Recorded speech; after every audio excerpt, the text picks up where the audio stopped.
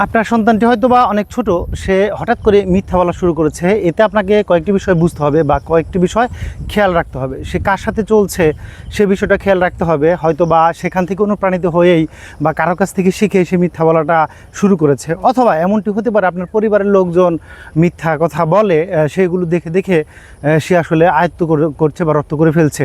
অথবা অন্য আরেকটি ব্যাপার হতে পারে, সেটি হচ্ছে সে হয়তো বা ভয়েই মিথ্যা বলছে, অর্থাৎ সে পিটুনি খাবে, অথবা দেখা যাচ্ছে যে সে ধমক খাবে, অথবা সে রোষানলে পড়তে পারে। এমন কারণেও ছোট বাচ্চারা কিন্তু আসলে মিথ্যা বলতে পারে।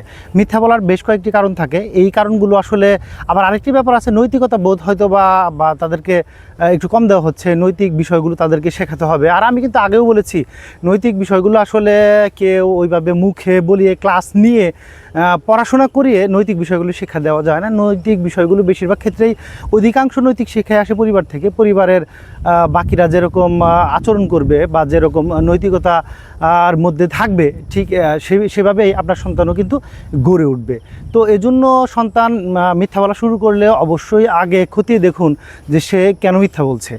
সে কি সঙ্গদোষে মিথ্যা বলছে, নাকি পারিবারিকভাবে অনুপ্রাণিত হয়ে মিথ্যা বলছে, নাকি বাবা অথবা মাকে ভয় পেয়ে মিথ্যা বলছে। এই বিষয়টি খুবই গুরুত্বপূর্ণ।